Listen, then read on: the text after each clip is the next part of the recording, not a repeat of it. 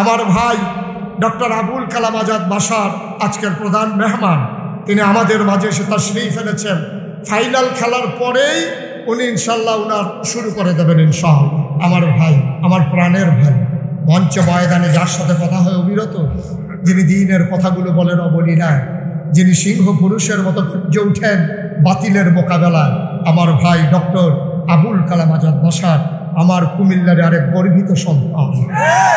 পীর সাহেব হুজুরের ওয়াজ শোনার পরে মুরিদের ওয়াজ শুনে কি আর ভালো লাগবে? কারণ আমি তো পীর না, আমি তো মুরিদ। একসময় মুরিদ ছিলাম পাকিস্তানের একজন পীর সাহেবের। বাংলাদেশে আসতেন পাকিস্তান থেকে, ওনার ভক্ত ছিলাম, অনুরক্ত ছিলাম। পরবর্তীতে যখন দেখলাম যে ওনার সম্পর্কটা বেদাতের সাথে একটু বেশি, তখন ভাবলাম যে বেদাতি পীরের হাতে বায়াত হলে পীর মুরিদ দুজনই পথহারা হওয়ার সম্ভাবনা আছে। তখন ওনার মুরিদত্ব থেকে পদত্যাগ করেছি নিজ দায়িত্বে। তো এখনো কোনো পীরের আর মুরিদ হইতে পারি নাই। তাহলে পীর সাহেব ওয়াজ করছে আর আমি মুরিদের লাইনেও নাই, এখন আমার ওয়াজ কি শুনবেন আপনারা? তো যারা দাঁড়িয়ে আছেন তারা একটু মেহেরবানি করে বসে যান, জায়গা কিন্তু আছে। এখানে গতকালকেও দেশের প্রবীণ প্রবীণ বক্তারা আলোচনা করেছেন। আল্লাহ তাআলার পবিত্র দরবারে লাখো কোটি শুকরিয়া জ্ঞাপন করছে যে মহান মনিব অত্যন্ত মেহেরবানি করে এ কোরআনের ময়দানে আমাদের সকলকে হাজির হওয়ার তৌফিক দিলেন, যিনি মেহেরবানি করে আমাদেরকে সুস্থ রাখলেন, পবিত্র কোরআনের কথা বলার মতো শোনার মতো কোরআন মুখে হৃদয় দিলেন। এই সব নিয়ামতের মালিক কে? সেজন্য আমরা আলোচনার শুরুতে মন প্রাণ উজাড় করে অন্তরের সবটুকুন শ্রদ্ধা এবং ভালোবাসা দিয়ে আমাদের মনিব আল্লাহ তাআলাকে শুকরিয়া জানাই, কৃতজ্ঞতা জানাই। সবাই মিলে জোরে জোরে একবার কালিমাত শুকর করতে চাই। সবাই পড়ুন আলহামদুলিল্লাহ। প্রিয় দিনী ভাইরা, আমি আপনাদের সম্মুখে পবিত্র কোরআন মাজিদ থেকে সূরাতুল বাকারার 208 নম্বর আয়াতে কারিমা তিলাওয়াত করেছি। প্রিয় নবীজি সাল্লাল্লাহু আলাইহি ওয়াসাল্লামের পবিত্র মুখ নসৃত একখানা ছোট্ট হাদিসে নববী পাঠ করেছি। আল্লাহ তাআলা তৌফিক দান করলে এখান থেকে কিছু কথা বলবো। ওয়া মা তৌফিকি ইল্লা বিল্লাহ।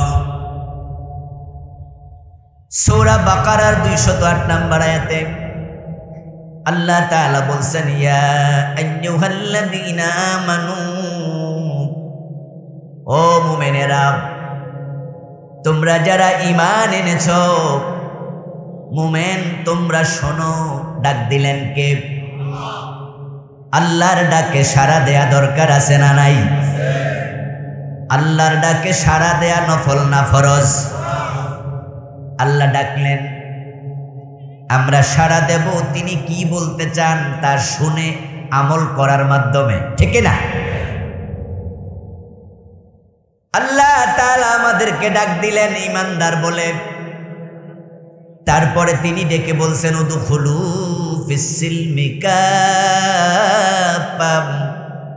যারা ঈমান এনেছ তারা এবার ইসলামে পরিপূর্ণ প্রবেশ করো। ঈমান আনার পরে দায়িত্ব শেষ হয় না শুরু হয়? জবাব দেন দয়া করে, শেষ না শুরু হয়? অথচ বাংলাদেশে হাজার হাজার মুসলমান আছে ঈমান এনেছে ঘোষণা দিয়ে কাজ তারা শেষ করে। ঈমানদার দাবি করে 5 ওয়াক্ত নামাজের 1 ওয়াক্ত নামাজও পড়ে না, এমন মুমিন দাবিদার আছে না নাই? ঈমানদার দাবি করলো রমাদানে একটা রোজাও রাখে নাই, এমন মুসলমানের সন্তানও আছে। বলুন তো, সে ঈমান আনার পরে কাজ শুরু করলো না শেষ করলো? ও প্রিয় ভাই আমার, আপনার ঈমান হচ্ছে ইসলামে প্রবেশের জন্য মেইন গেট, প্রধান ফটক, বড় দরজা। আপনি ইসলামে প্রবেশ করতে হলে আপনাকে 1 নম্বরে কালেমা পড়তেই হবে। আর যে ব্যক্তি কালেমা পড়ে তাকে মুমিন বলে।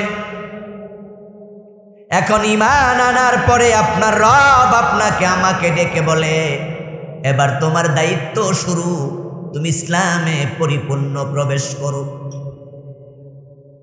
আমাদেরকে ইসলামে পরিপূর্ণ প্রবেশ করার জন্য এখানে অর্ডার করলেন কে? কথাটা বক্তার না আল্লাহর? নামাজ পড়ো বললেন কে? যারা বোঝেন তারা একটু কথা বলুন। নামাজ পড়ার জন্য আদেশ করেছেন কে? 5 ওয়াক্ত নামাজ পড়া নফল না ফরজ? রমাদানে রোজা রাখতে বলেছেন কে? রমাদানে রোজা রাখা নফল না ফরজ? ইসলামে পরিপূর্ণ প্রবেশ করার জন্য বললেন কে? এবার বলুন তো, ইসলামে পরিপূর্ণ প্রবেশ করা নফল না ফরজ? এখন ইসলামে পরিপূর্ণ প্রবেশকারী বাংলাদেশে আছে কয়জন?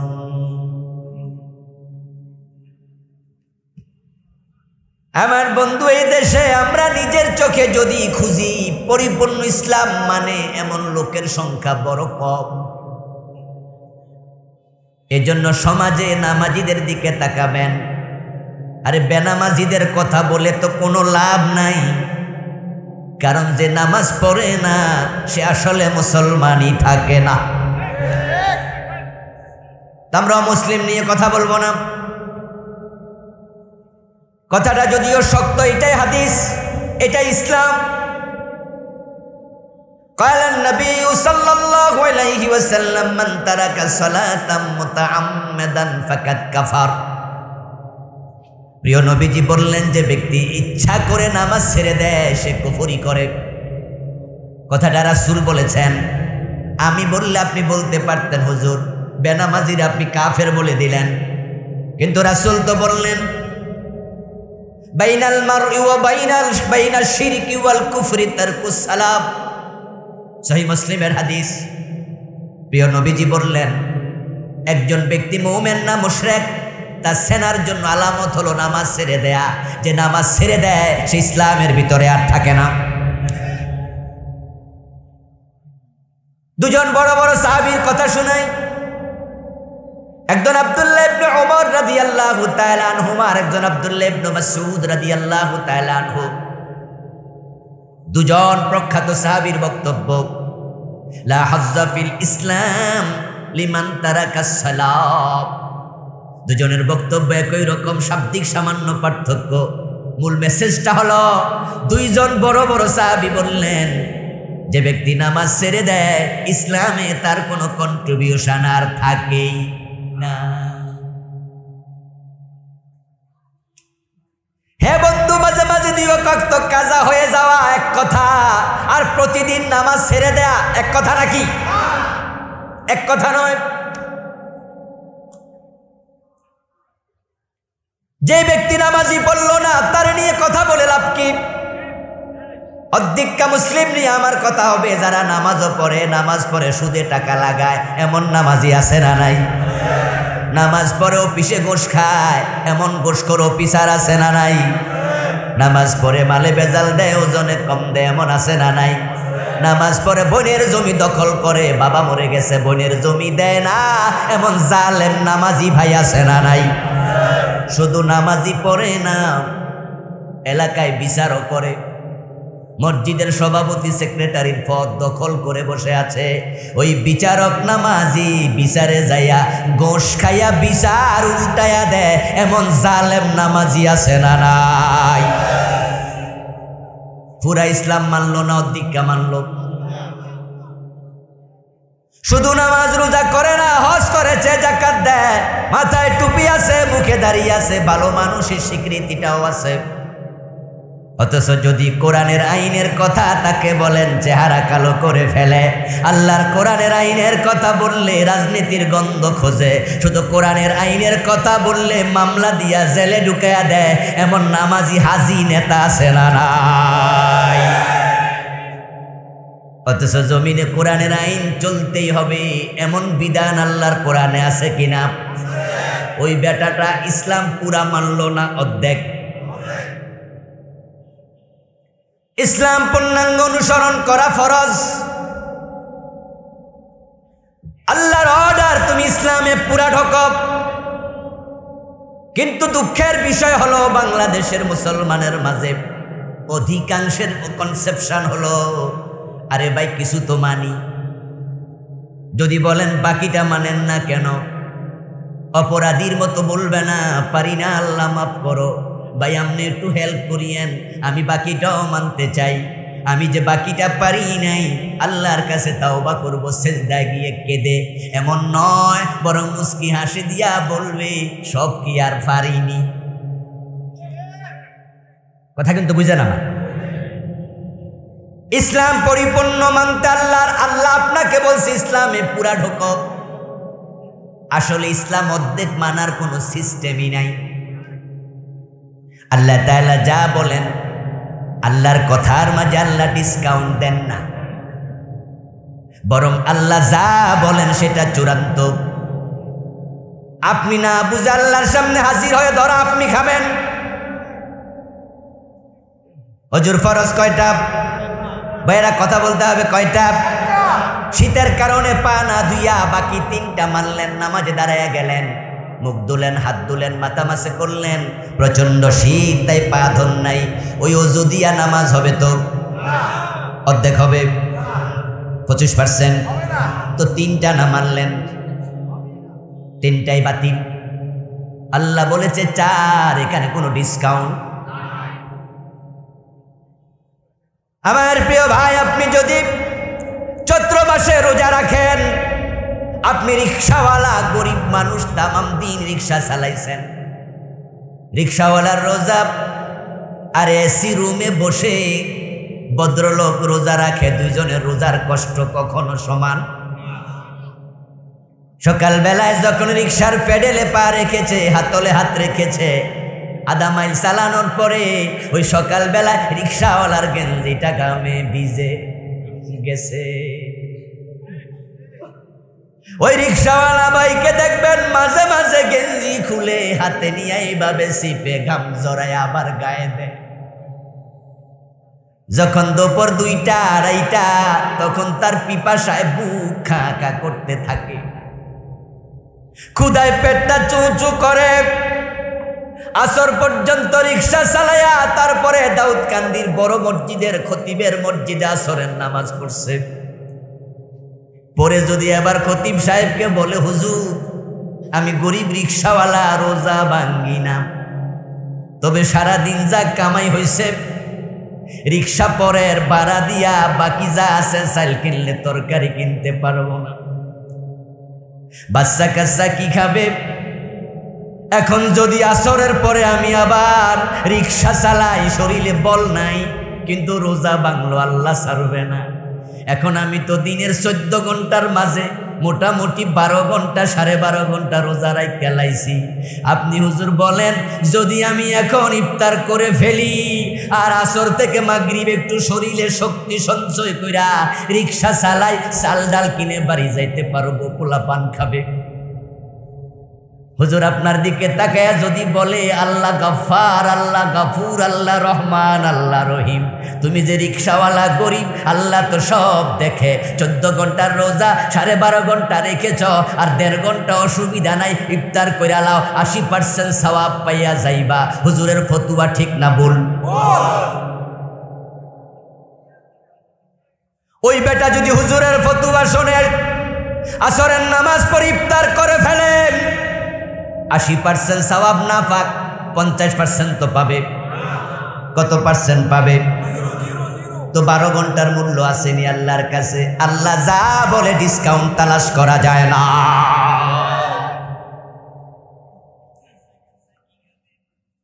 আমার আল্লাহ কোরআনে বলছেন, সুম্মা আতিম্মুস সিয়ামা ইলাল লাইল, রোজা যখন রাখবা সুবহে সাদেক থেকে রাত আসা পর্যন্ত রাখতে হবে। জেনে শুনে 2 মিনিট আগেও যদি ইফতার করো, তোমার পুরা দিনের রোজা বাদ। আমার বন্ধু বলুন তো ফজরের নামাজের ফরজ কয় রাকাত? সহজ প্রশ্ন, জবাব দেন, কয় রাকাত? আপনি আপনার 8 বছর বয়সী ছেলেটাকে সাথে নিলেন মসজিদে। হাদিসে পাওয়া যায় বাচ্চাদের বয়স যখন 7 হয়, অভিভাবকরা শুনুন, কালান নবী সাল্লাল্লাহু আলাইহি ওয়াসাল্লাম মুরু আওলাদাকুম বিসসালাম ওয়া হুম আবনাউ 7 সিনিন ওয়াদরিবুহুম আলাইহা ওয়া হুম আবনাউ 10 সিনিন। বাচ্চাদের বয়স 7 হলে নামাজের অর্ডার করো, আর 10 হলে প্রয়োজনে শাসন করে নামাজ পড়তে বাধ্য। আপনার 8 বছর বয়সী বাচ্চাকে সাথে নিয়ে ফজরের টাইমে মসজিদে গেলেন। বাচ্চা ওযু করে আপনার পাশে সুন্দর করে নামাজে দাঁড়ালো। প্রথম রাকাত শেষ করে মাথা তুললেন, সিজদা থেকে উঠে দেখেন আপনার পাশে বাচ্চা নাই। নামাজ শেষ করে বাড়ি গেলেন, গিয়ে দেখেন আপনার বাচ্চাটা কম্বল গায়ে দিয়ে শুয়ে আছে। আপনি যাইয়া বললেন, কিরে বাজান, তোরে না মসজিদের সাথে নিলাম? আপনার ছেলে জবাব দেয়, হ্যাঁ বাবা, তো চলে আসলি। ছেলে জবাব দেয়, 1 রাকাত তো পড়ছি, যেই শীত, আমি ছোট মানুষ, তাই ভাবছি অর্ধেক পড়লে সওয়াব অর্ধেক পাইল চলে। আপনি তখন বাচ্চার মাথার পাশে বসে মাথার মাঝে হাত বুলে আদর করে বলে দেন, ও বাজান, আল্লাহ 2 রাকাত ফরজ করছে, অর্ধেক পইরা আসলে আল্লাহ অর্ধেক সওয়াব দেয়, তোরে কইছে কে? আপনার বাচ্চা আপনারা জবাব দেয়, কেন বাবা, এই যে গত পরীক্ষায় 50-এর আনসার দিছি, 33 তো পাইছি। তো 100-এর আনসার দিলে 60, 70, 80 পাই, তো 50-এর আনসার দিলে তো 30, 32, 33 পাই। এখন 2 রাকাতে 1 রাকাত পড়ছি, আল্লাহ নিশ্চয় আমারে পাস করাইয়া দিব। আপনি ছেলের কথায় কনভিন্স হয়ে বলবেন কথা ঠিক, নাকি তাকে বুঝাবেন আল্লাহর আদেশে ডিসকাউন্ট চলে না? আমার সামনে যত ভাই আছেন আলোচনা শুনছেন, আমি নিশ্চিত ছেলের কথা আপনি ম্যানেজ হবেন না, কনভিন্স হবেন না, বরং আপনি বাচ্চাকে আবার বুঝাইয়া দেবেন, এটা পরীক্ষার হলের খাতার সাথে তুলনা দিস না রে বাবা। আল্লাহ ফজরের নামাজের ফরজ বানাইছে 2 রাকাত, পড়লে 2 রাকাত, না পড়লে নাই, মাঝখানে থাকার কোনো সুযোগ নাই। ইয়া আইয়ুহাল্লাযীনা আমানু দুখুলু ফিস সিলমি কাফা। ও মুসলমানেরা, অধিকা মুসলমান হয়ো না। আমাদের রব বলছে ইসলামে পরিপূর্ণ ঢুকো, কিন্তু বাংলার মুসলমানদেরকে যে কেডা ধোকা দেয় আল্লাহই জানে। তারা অর্ধেক ইসলাম মেনে জান্নাতে যাওয়ার স্বপ্ন দেখে, অর্ধেক ইসলাম মেনে শুধু দেখে না, ইসলাম মোটেও মানে না। এমন লোকেরাও জান্নাতের স্বপ্ন দেখে, এমন লোকও আছে না নাই? 5 ওয়াক্ত নামাজ পড়ে না, রমাদানে রোজা রাখে না, জুমার নামাজ পর্যন্ত পড়ে না, এমন জালেমও আছে না?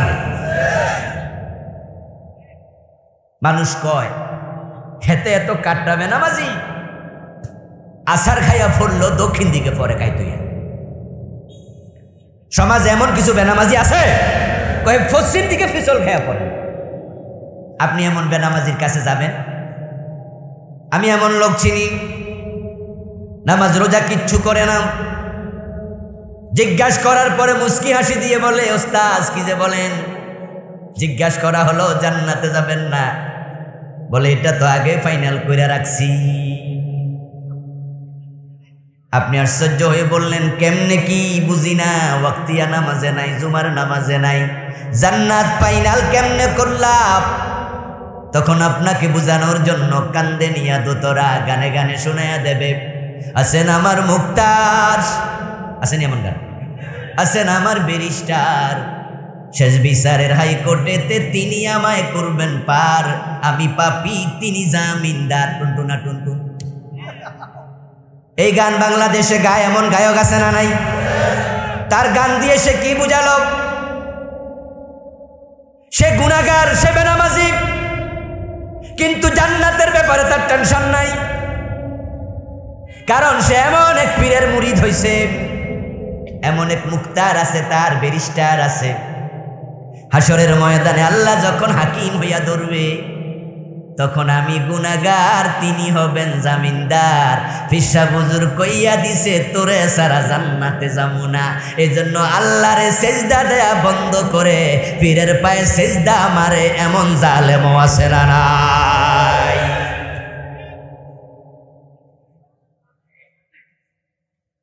আসর পর্যন্ত রোজা রেখে রোজার সওয়াব পাওয়া যাবে না। অজুর 4 ফরজে 3 ফরজ মানলে অজু হয় না। ফজরের নামাজের 1 রাকাত পড়ে বাড়ি চলে গেলে নামাজ হয় না।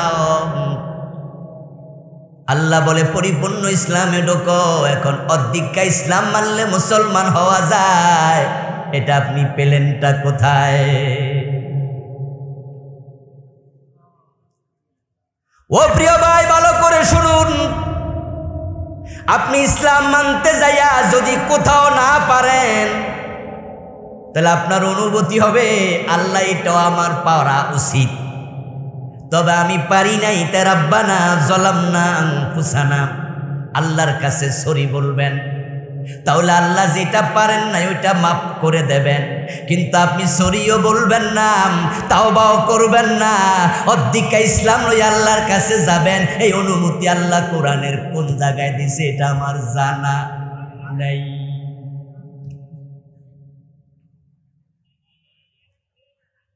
قال النبي صلى الله عليه وسلم إنما المؤمن كالجمل الأنيف হাইসুমা কিদা ইনকাদ। প্রিয় নবীজি বলতেছেন, তুমি যদি মুমিন হও, তুমি হয়ে যাবে ওই ওটের মতো, যে ওটের নাকের ভিতরে মালিক রশি ঢুকাইয়া দিছে। যে ওটের নাকের ভিতর মালিক রশি ঢুকাইয়া দিছে, ওই ওটের মতো হয়ে যাও। আমার রাসূল কত চমৎকার উদাহরণ দিলেন। এবার হাদিস থেকে আমি কিছু প্রশ্ন করতে চাই, জবাব আপনারা দিয়েন। যে ওটের নাকের ভিতরে মালিক রশি ঢুকাইলো, ওই ওটটা স্বাধীন না পরাধীন? ওই ওট নিজের মন মতো চলে না মালিকের টান মতো? উল্টা পাল্টা চললে নাক ছিঁড়ে যাওয়ার সম্ভাবনা আছে না নাই? মুমিন হওয়ার পরে আল্লাহ রাসূল যা বলে বলতে দেরি, মানতে দেরি করা যাবে না। উল্টা পাল্টা করবা, তাওবা করে ফিরে আসবা না, তোমার ঈমানটাও ছিঁড়ে যাওয়ার সম্ভাবনা আছে।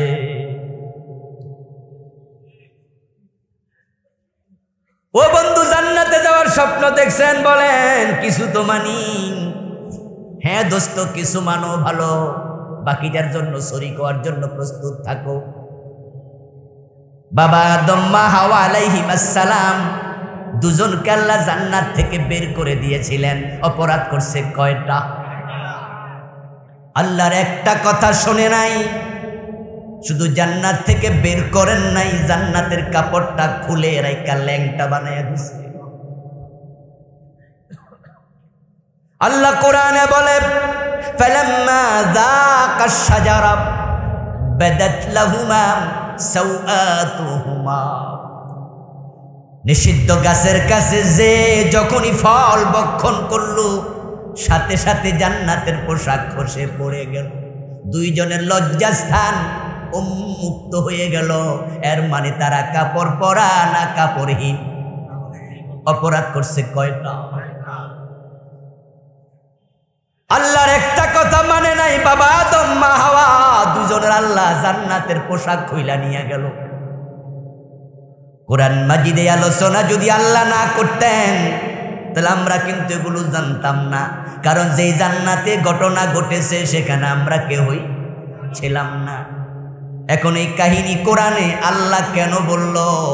কেন বলল? আদম এবং হাওয়ার বদনামি করার জন্য নাকি? আল্লাহ আলোচনা করে বুঝায়, ও আদমের সন্তানেরা, তোমাদের মা তোমাদের বাবা আমার একটা কথা শোনে নাই। আমি জান্নাতের কাপড় খুলে রেখে বের করে দিয়েছি, আর তোমরা ডজন ডজন কথা আমি আল্লাহর অমান্য কইরা ওই জান্নাতে আসার স্বপ্নটা দেখো কেমনে।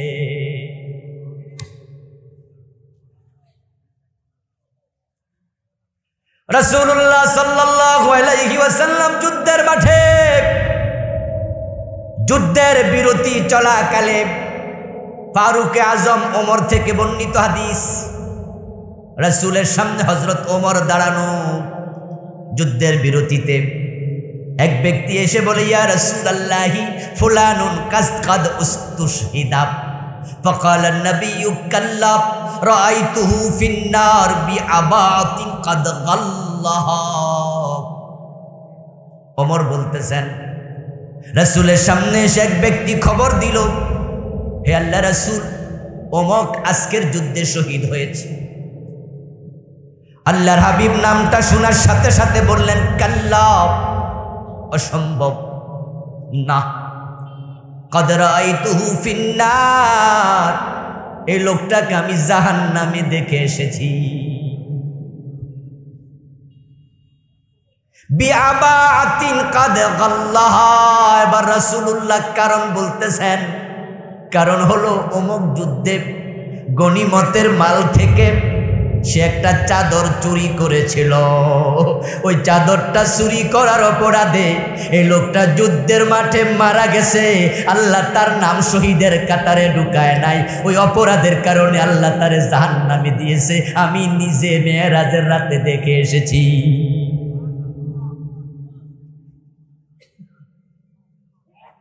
রাসূলের সাহাবী যুদ্ধের মাঠে শহীদ হলো, একটা চুরির অপরাধের কারণে শাহাদাত কবুল হলো না। রাসূলুল্লাহ সাল্লাল্লাহু আলাইহি ওয়াসাল্লাম আরেক যুদ্ধে যুদ্ধ করছেন, এমত অবস্থায় একজন যোদ্ধার প্রসঙ্গে সাহাবারা আলোচনা করতে গিয়ে বলল, আজকের যুদ্ধে সবচেয়ে বেশি বীর বিক্রমে যুদ্ধ করতেছে অমুক সাহাবী। প্রিয় নবীজি নামটা শোনার সাথে সাথে বললেন, এই লোকটা তো জাহান্নামী। নাউজুবিল্লাহ পড়বেন নি?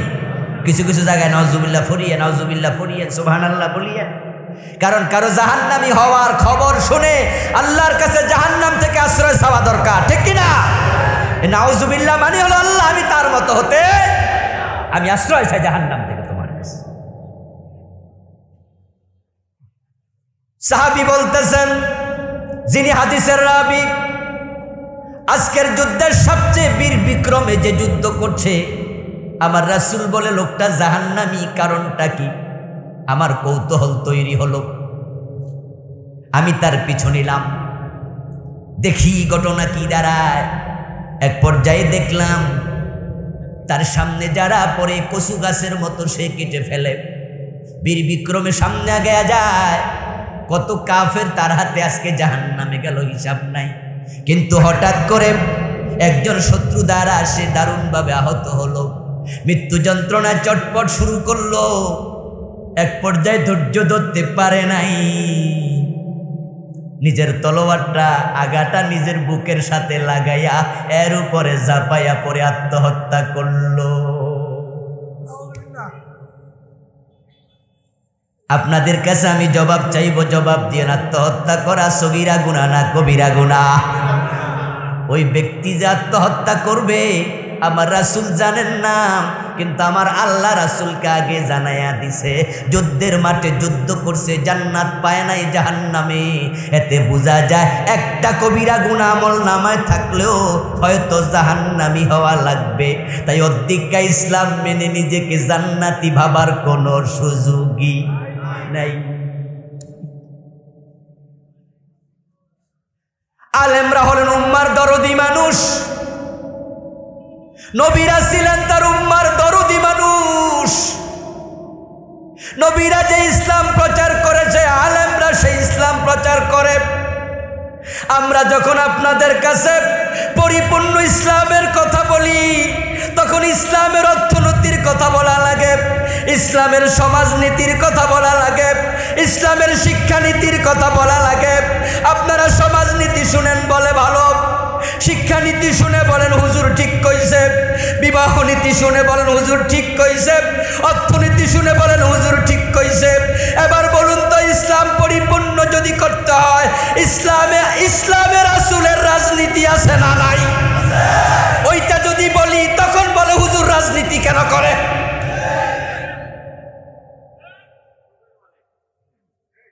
ও দোস্ত, আপনাকে আমরা জাহান্নাম থেকে বাঁচানোর জন্য ওয়াজ করি।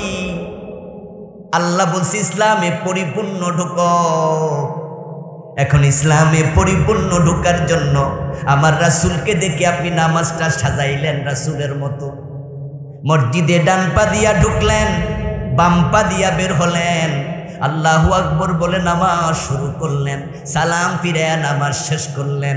ইমাম সাহেব 2 রাকাত পরে মাগরিবে সালাম ফিরাইয়া দিল ভুলে, পিছন থেকে লোকমা দিয়া ইমাম সাহেবরে সংশোধন করে বুঝাইলেন, আমার রাসূলের সাথে আপনার নামাজ মিলে নাই, তাই আপনার এই লোকমাটা দিলাম। দেখেন লক্ষ্য করে, রাসূলের মতো নামাজ শিখলেন, রাসূলের মতো রোজা শিখলেন, রাসূলের মতো হজ করলেন।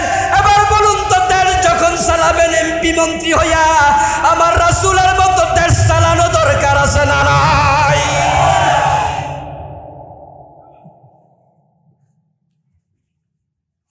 আমার রাসূল সাল্লাল্লাহু আলাইহি ওয়াসাল্লাম তো শুধু মসজিদে নববীর ইমাম ছিলেন না, তিনি তো মদিনার প্রেসিডেন্টও ছিলেন 10টা বছর। ও প্রিয় ভাই, শুধু রাসূলুল্লাহ রাজনীতির ওয়াজ করার কারণে এই দেশে কত আলেম জেল খাটা লাগছে, কত বড় বড় আলেম বিশ্ববিখ্যাত মুফাসসির শুধু ইসলামী রাজনীতির ওয়াজ করেছে। এক সাইডের ওয়াজ করলে উনাকে জেলখানায় মরা লাগতো না। যারা দীক্ষা ইসলামের ওয়াজ করে তারা আপনাদের কাছে আপন, ওরার হাদিয়া দেন, তোফা দেন। যেই হুজুর দীক্ষা ইসলামের ওয়াজ করে, নামাজ পড়ো, রোজা রাখো, জিকির করো, পর্দা করো, হাসতে হাসতে জান্নাতে ঢোকো, চোর ধরে হাত কাটো, ডাকাত ধরে সলে দাও, জমিন যার আইন চলবে শুধু তার, এই ওয়াজ করে না। ওই দীক্ষা ইসলামওয়ালা হুজুর খাইতে খাইতে পেট মোটা হইয়া যায়, গলা মোটা হইয়া যায়, ফুলের মালার অভাব হয় না। আর যারা পুরা ইসলামের কথা বলে তারা বাড়িতে ঘুমাতে পারে না।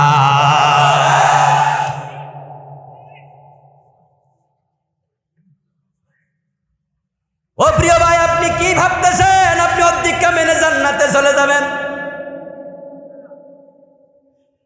ফালা ওয়া রাব্বিকা লা ইউমিনুনা হাত্তা ইউহাক্কিমুকা ফীমা শাজারা বাইনাহুম সুম্মা লা ইয়াজিদু ফী আনফুসিহিম হারাজাম মিম্মা কাযাইত ওয়া ইউসাল্লিমু তাসলিমা। সবাই আওয়াজ দিয়ে একটু বলেন সুবহানাল্লাহ। আমার আল্লাহ তাআলা কোরআনে কি বলে শুনুন। আলোচনার শুরুতে আমি বলেছি যে বক্তার কথা কোরআনের সাথে মিলবে না, তার কথার কোনো দাম নাই। কথা হবে বক্তার না, কথা হবে কার? আমার আল্লাহ কি বলেছে আপনি শুনুন। ফালা ওয়া রাব্বিক, না হে নবী আপনার রব কসম করতেছে, নিজের কসম নিজে করে।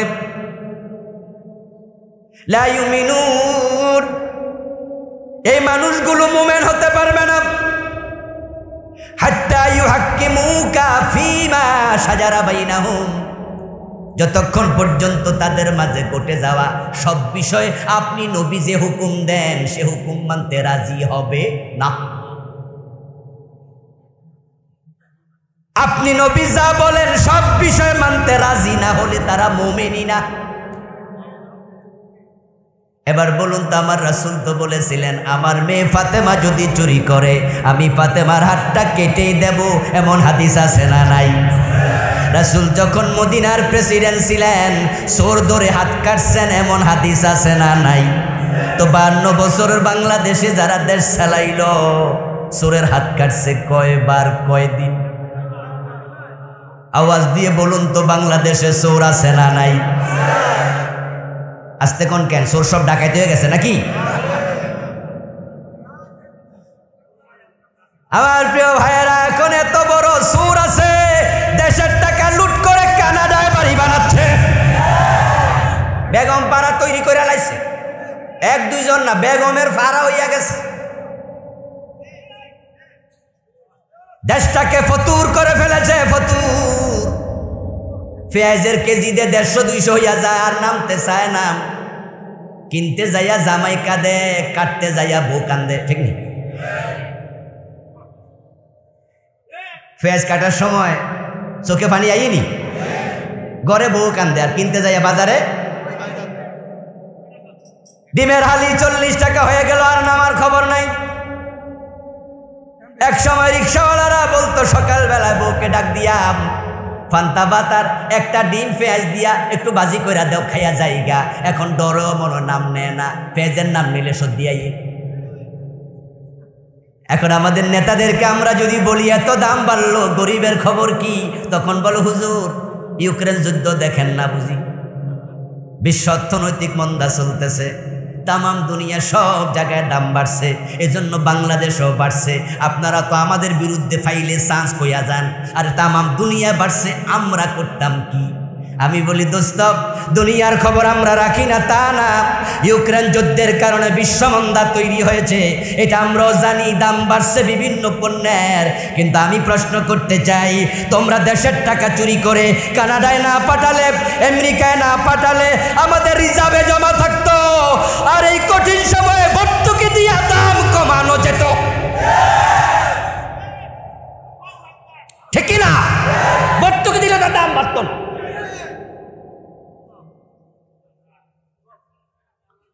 ও প্রিয় ভাই, চুরি করতেছে হাজার হাজার লোক, কত চোর অভাব নাই। এজন্য আমাদের স্বাধীনতা স্থপতি বঙ্গবন্ধু রাগ কইরা বলছিলেন পাবলিক পায় স্বর্ণের খনি, উনি পাইছে দুর্ভিক্ষের সময় নাকি কম্বল আইছিল 7.5 কোটি, উনি নাকি নিজেরটা পায় নাই, তাই মন্ত্রীর ডাইকা কই কিরে মন্ত্রী আমার কম্বল কই, কোসার নিচে গা। আফসোস করে বলছিলেন আমার ডানে চোর, বামে চোর, সামনে চোর। এখন এই দেশটাকে যদি আপনি চান উন্নত করতে, চুরি বন্ধ করলে দেশটা উন্নত হয়ে যাবে। রাস্তার যে বাজেট হয় 80% কাজে লাগাও, 20%-এর বেশি ব্যবসা করা যাবে না। আইন করে দাও 80% টাকা যদি কাজে লাগে, একটা রাস্তা 30 বছর আর কাজ করা লাগবে না।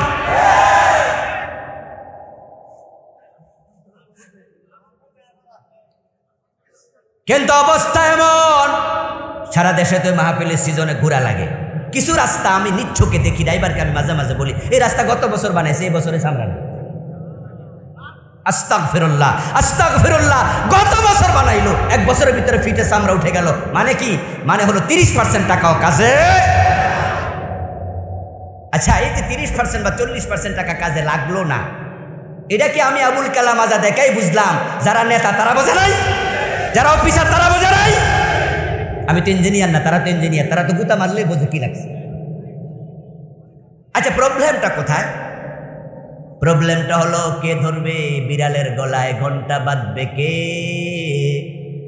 এখন যিনি ধরবে উনিও তো 5% খাইয়া লাইছে।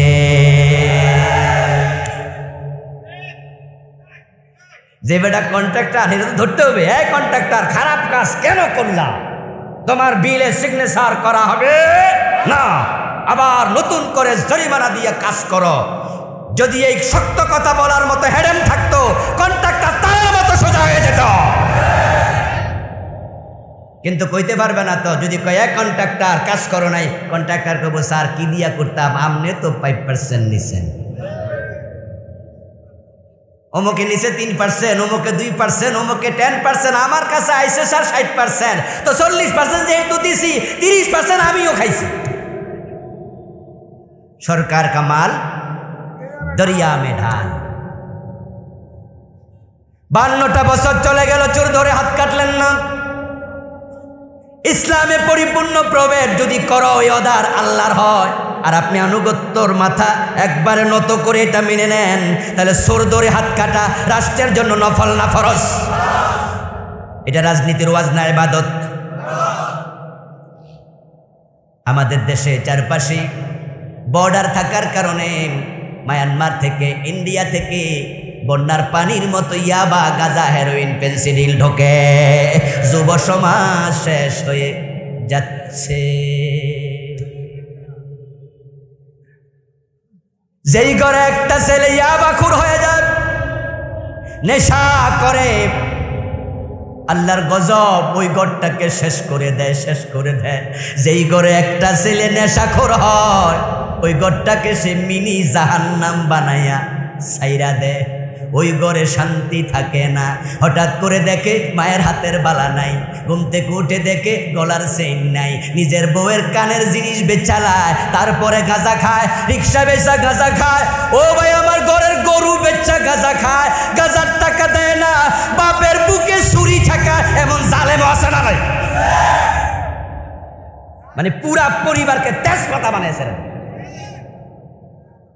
আমার এক মুসল্লি কয়েক বছর আগে জুমা পড়াই যেখানে, সেখানে আমার বলল যে হুজুর অসহায় হয়ে আপনার কাছে একটু দোয়া চাইতে আসছে। ওই ভদ্রলোককে আমি চিনি, আমার কাছের লোক। আমি বললাম যে ভাইজান আপনি আবার কি সমস্যা? বলো হুজুর বড় ছেলেটা একটু বেয়াদব হয়ে গেছে, তো গতকালকে একটু এক বিষয়ে ধমক দিছিলাম আর সে বলছে আমার গুলি করে দেবে। তো এই কথা শুনে আমি বললাম আরে ভাই হে আবার গুলি খাইব কই? না হুজুর যাদের সাথে চলে কারো কারো কাছে নাকি পিস্তল আছে, এখন আবার বন্ধু থেকে বন্ধু হাওলা তাই না আবার কোন দিন গুলিয়ে কইরা দেয়। হুজুর বড় টেনশনে আছে, একটু দোয়া করেন।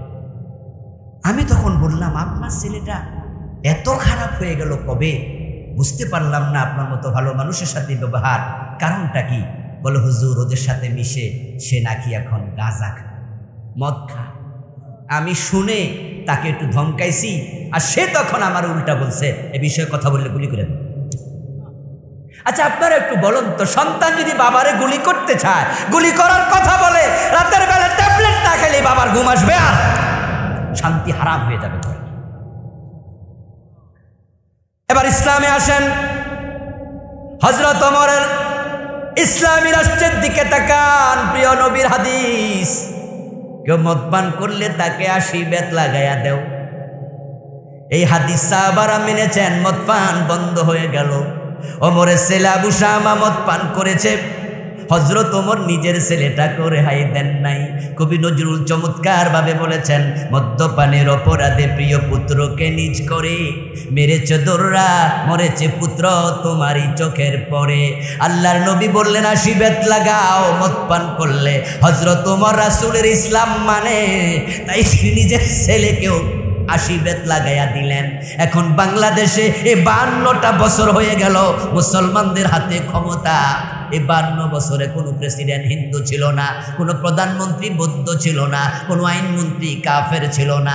আমরা 52টা বছরে মদখোরদেরকে 80 বেত লাগাইছি কয়বার? তো রাসূলকে দেখে নামাজ পড়লা, রাসূলকে দেখে রোজা রাখলা, রাসূলকে দেখে হজ করলা। এখন রাষ্ট্র চালানোর সময় রাসূলের সুন্নাহ মেনে, আল্লাহর আইন মেনে রাষ্ট্র চালানো দরকার আছে না নাই? এই ওয়াজগুলো আমরা করলে তখন কই হুজুররা রাজনীতি করে। ও দোস্ত, আমাদের ওয়াজ যদি না শোনো, এই হক কথা না শোনো, তাহলে তুমি যে অন্যায় করছো এটা তো বুঝবাও না, কপালে তাওবাটা নসিব হবে না। আর আমার ওয়াজ শুনলেন আজকে, শোনার পরে রাজনীতিবিদের কাছে যাবে। কয়দিন আগে দেবিদ্বারে একটি মাহফিল করলাম, গত সিজনের একবারে শেষ দিকে। বাদ মাগরিব আমার মাহফিল ছিল।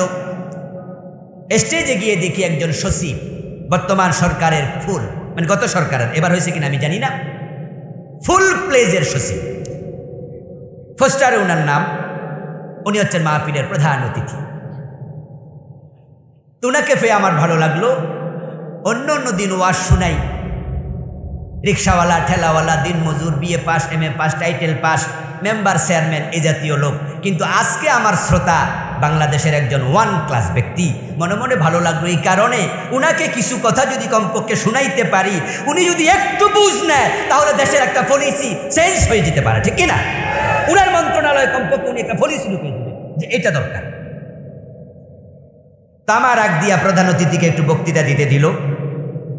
তখন উনি মাইক হাতে নিয়ে বললেন যে আজকে গাড়িতে আসতে আসতেও ঢাকা থেকে শুরু করে বাড়ি আসা পর্যন্ত আবুল কালাম আজাদ বাশার সাহেবের ওয়াজ শুনতে শুনতে আসছি। তা আমি হুজুরের আজকের শ্রোতা না, অনেক দিন আগ থেকে ওনার ওয়াজ শুনি, তবে আজকে ডাইরেক্ট শুনতে পাবো, এজন্য আমার ভালো লাগতেছে। আমি শুনে খুব খুশি হলাম। এই ইউটিউবারদের জন্য দোয়া করলাম, কারণ আমাদের মাহফিলগুলোতে মন্ত্রীরা আসে না, সচিবরা আসে না, ডিসি সাহেবরা আসে না, এসপি সাহেবরা আসে না, বরং যদি আসেও তারা মেহমান হয়ে আসে, 1 মিনিট বক্তৃতা দিয়া আমরা রাইখা চলে যায়। ওদেরকে ওয়াজ শোনানোর সুযোগ আমরা পাই না। ইউটিউবের কল্যাণে সচিবরা মন্ত্রীরাও আমাদের ওয়াজ শোনে, ঠিক কিনা? এটা একটা ভালো দিক। আমার ওয়াজ যদি চলে যায় কোনো মন্ত্রীর কাছে, কোনো এমপির কাছে, প্রধানমন্ত্রীর কানে, প্রেসিডেন্টের কানে, আর উনি যদি আল্লাহর ভয় কলিজায় লালন করে একটু নিজে গালের মাঝে হাতটা দিয়া বৈশা আমার ওয়াজ শোনে, আমার আবেদন শোনে, আমার রাসূলের মতো নামাজ চালাইলাম, রাসূলের মতো রোজাটাও রাখলাম, রাসূলের মতো হজটাও করলাম, কিন্তু রাষ্ট্র যে চালাচ্ছি রাসূলের মতো তো চালাইতে পারলাম না। আল্লাহ যদি কিয়ামতের দিন জিগায় জবাব দেব কি? হুজুর তো ঠিক কইছে, তাই তিনি সেজদায় পড়া যদি তাওবা করে ক্ষমা পাওয়ার সম্ভাবনা আছে না নাই? কমপক্ষে তাওবা নসিব হওয়ার জন্য আলেমদের ওয়াজ শোনা দরকার, ঠিক কিনা? আলেমদেরকে উন্মুক্ত করে দেয়া দরকার। কোরআন হাদিসে যা আছে সব বলেন। রাজনীতি, অর্থনীতি, সমাজনীতি, ব্যবসা নীতি, শিক্ষানীতি, Islam is a complete code of. ইসলাম হলো পরিপূর্ণ জীবন ব্যবস্থা, লাইফ প্রেসক্রিপশন। কোন ইসলামে আপনি ঢুকবেন? ইসলাম না চিনলে আপনি ঢুকবেন কেমনে? আমাদের দেশের লোকেরা তো ইসলাম চিনতে অনেকে ভুল করে। তারা ইসলামকে অন্য ধর্মের সাথে তুলনা দিয়া চিনে।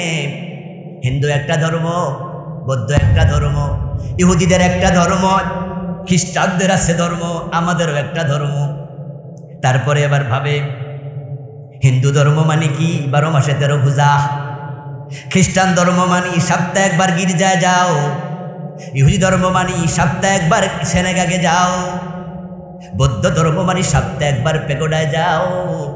দায়িত্ব শেষ। এখন আমিও দিন 5 বার মসজিদে যাব, আমারও দায়িত্ব শেষ। তুমি ভুল করলা। ইসলাম এমন ধর্ম না। ইসলাম এমন একটি ধর্ম যেটা পুরা জীবন জুড়ে তুমি থাকবা যেখানে, ইসলাম থাকবে সেখানে।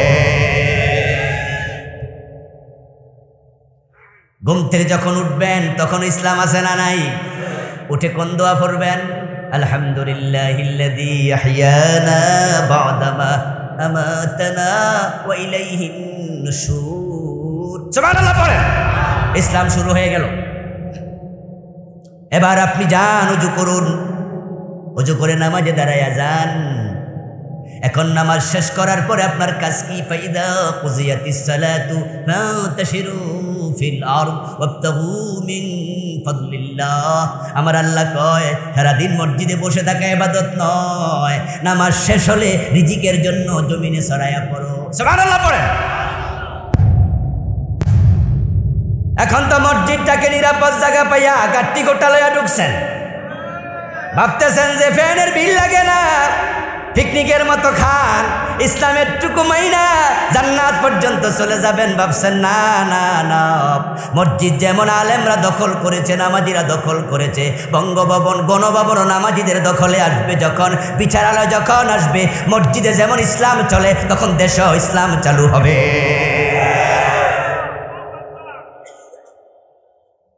আপনি নামাজি, আপনার দখলে মসজিদ, আপনি নামাজি, আপনার দখলে আদালত। আর আপনি নামাজি হইয়া যখন নামাজে দাঁড়াবেন তখন মুসলিম ব্যক্তি রাসূলকে মানবেন। আবার আপনি যখন নামাজি হইয়া আইন মন্ত্রী হবেন, আইন সচিব হবেন, এমপি হবেন, তখন আপনি রাসূলকে সেখানে মেনে আইন, ইসলামী আইন আপনি তখন বানায়া ফেলবেন। ইসলাম আপনাকে ঠিক যেখানে আপনি থাকবেন সেখানে ইসলাম নিতে হবে। ব্যক্তি জীবন থেকে পারিবারিক জীবন, রাষ্ট্রীয় জীবন থেকে আন্তর্জাতিক জীবন, জীবনের বটম থেকে টপ। ফজরের নামাজ শেষ হলো, তাহলে ফান্তাশিরু ফিল আরদি, জমিনে ছড়িয়ে পড়ো। এখন জমিনে গেলেন দোকানদারি করতে, দোকানদারি করতে যাইয়া এই নামাজি লোকটাই ওজনে কম দেয়, মালে ভেজাল দেয়, তাহলে বুঝতে হবে সে ইসলাম মসজিদে রাইখা গেছে, ইসলামকে দোকানে নিতে পারে নাই। যেই লোকটা 5 ওয়াক্ত নামাজ পড়ে, ফজরের নামাজ পড়ার পরে সকাল 10টায় চলে গেল আদালতে, হাকিম হইয়া বিচার করলো। বিচার করার সময় আল্লাহর আইনে যদি বিচার না করে, বুঝতে হবে ইসলাম সে মসজিদে রেখে গেছে, আদালত ইসলাম নিতে পারে নাই, ঠিক কিনা?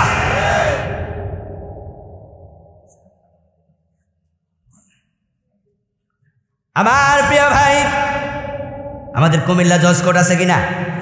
জোরে বলুন, আছে না নাই? জজ সাহেবরা কি নামাজি আছে? এমন জজ আছে কিনা? জজ নামাজ পড়ে, আপনার উকিল নামাজ পড়ে, বিচারকরা নামাজ পড়ে, 5 ওয়াক্ত নামাজি এবং আল্লাহর কোরআন তেলাওয়াত করে। ইসলাম প্র্যাকটিসিং, ইসলাম জীবনে প্র্যাকটিস করে ইসলাম, এমন বিচারকও আছে। এই গতকালকে তো সকালবেলায় রিপোর্টার্স ইউনিটি ভবনে, আপনার সবুজ সেগুন বাগিচা, সকাল 10টায় একটা প্রোগ্রামে জয়েন করে তারপরে মাহফিলের দিকে গেছি।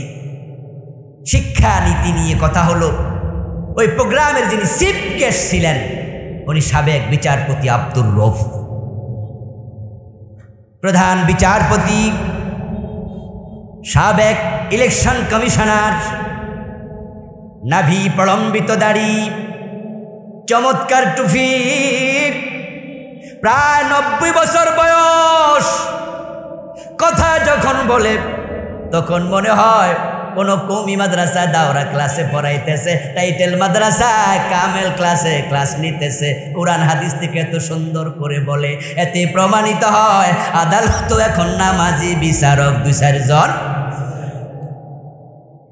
এখন কুমিল্লা জজ কোর্টে জোহরের নামাজ হবে, বিচারক নামাজ পড়তে গেল। ইমাম সাহেব জোহরের নামাজ 2 রাকাত পড়ে বসা উচিত ছিল আর তাহিয়াতু পড়ার জন্য, কিন্তু তিনি ভুলে দাঁড়াইতে শুরু করছে। ওয়াজিব ছুটে গেল, পিছন থেকে লোকজন লোকমা দিল, জজ সাহেব ম্যাজিস্ট্রেট সাহেবও লোকমা দিল। ইমাম সাহেব বসে গেল, সুন্দর করে নামাজ শেষ করল। জজ সাহেব ম্যাজিস্ট্রেট সাহেব লোকমা দিয়া ইমাম সাহেবকে বুঝাইল 2 রাকাতের পরে তাহিয়াতু পড়া ওয়াজিব, রাসূলের সুন্নাহ আপনি কেন মানেন না? তাই লোকমা দিলাম, ভালো লোকমা দিতে হবে। নামাজ শেষ কইরা জজ সাহেব যখন আবার দুপুর 3টায় উনার এজলাসে বসলো, বসে চুরির মামলা শুনানি শুরু হলো। আজকে রায় হবে, সাক্ষী মুক্তি জেরা সব শেষ। এবার তিনি 3 পৃষ্ঠা 5 পৃষ্ঠা লম্বা একটা রায় লিখছে। ওই রায় যখন লিখে, ওই রায়ের মাঝে সুর ধরে হাত কাটার রায় আল্লাহ দিছে না জেলেরটা আল্লাহ দিছে? আল্লাহর আইন কি? চোর ধরে জেলে দাও না হাত কাটো। জেলে দেওয়ার আইন দিছে ব্রিটিশেরা, হাত কাটার আইন দিছে কে? এখন হাত কাটা নফল না ফরজ? ইমাম সাহেব যেটা ছাড়ছিল ওইটা ফরজ না ওয়াজিব? গুরুত্ব কোনটার বেশি, ওয়াজিবের না ফরজের? এখন জজ সাহেব যে ইমাম সাহেব রে ওয়াজিবে লোকমা দিল, রায় দেওয়ার সময় ফরজ আর মানে না, ফরজের খবর নেই। ও বিচারক, আত্মসমালোচনা করো, আত্মসমালোচনা করো।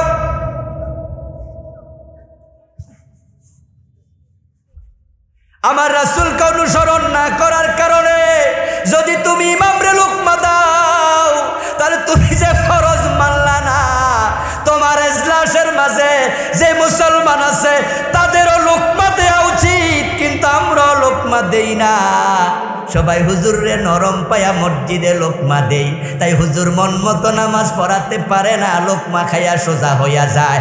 যদি রাষ্ট্র যারা চালায় তাদেরকে আমরা লোকমা দিতাম, তারাও মন মতো দেশ চালাইতে পারত না, তারাও সোজা হয়ে যেত।